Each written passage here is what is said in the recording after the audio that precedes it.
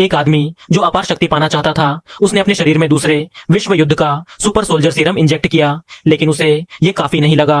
इसलिए उसने अपनी पीठ पर एक और इंजेक्शन लगवाया। इस बार दर्द उसकी हड्डियों के जरिए सीधा दिमाग तक पहुंच गया, लेकिन वो चुप रहा। उसे पता था कि ताकत पाने की यही कीमत है। ट्रांसफॉर्मेशन के बाद वो इंसानी हदें पार कर चुका था।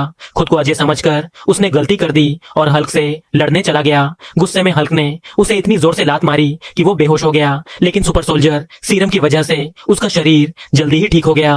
बदला लेने के लिए उसने और सीरम लिया, लेकिन इस बार उसका शरीर बदलने लगा और उसकी पीठ पर खतरनाक हड्डियां उगाई। अब वो और भी भयानक हो चुका था। उसने बैनर के असली रूप यानी हल्क को ढूंढा और उसे उकसाने लगा ताकि हल्क बाहर आए, लेकिन हल्क ने उसे नजरअंदाज कर दिया, जैसे वो उसके लायक ही ना हो। इस अपमान को वो सह न सका। गुस्से में उसने ब्लू वैज्ञानिक को बंदूक से धमकाया और बैनर का सीरम खुद पर टेस्ट करवाया। पागल वैज्ञानिक ने गामा रेडिएशन चालू कर दिया, जैसे बैनर के साथ हुआ था। उसका शरीर हरे प्रकाश में बदलने लगा और super soldier serum plus gamma radiation का कॉम्बो उसे एक भयानक राक्षस में बदल देता है। इसके बाद जेडार शहर में तबाही मचाने लगा।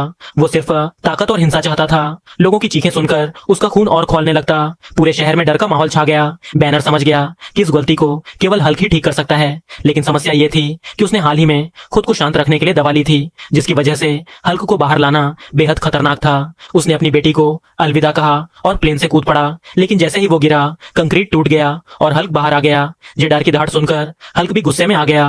दोनों में भयंकर टक्कर हुई, लेकिन दवा की वजह से हल्क कमजोर था और जेडार ने उसे आसानी से उड़ा दिया। इसके बाद हल्क ने एक पुलिस कार तोड़ी और उसके पुर्जों से हथियार बनाकर जेडार पर हमला किया, लेकिन उसका कोई असर नहीं हुआ। नतीजा ये हुआ कि जेडार ने फिर हल्क को पीटा और उसका धातु का हथियार भी तोड़ दिया।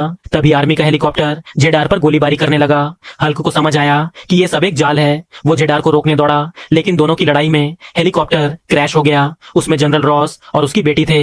हल्क ने बेटी को बचाने की कोशिश की, लेकिन जेडार ने उसे रोक दिया। हल्क फिर से फंस गया। जेडार ने उसका गला पकड़ लिया और हल्क बस बेबस होकर देखता रह गया।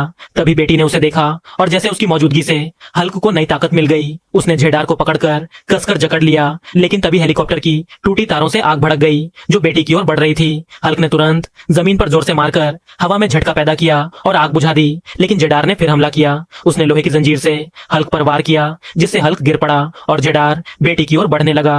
तभी हल्क संभला, जंजीर उठाई और उसे जेडार की गर्दन में कसकर लपेट दिया,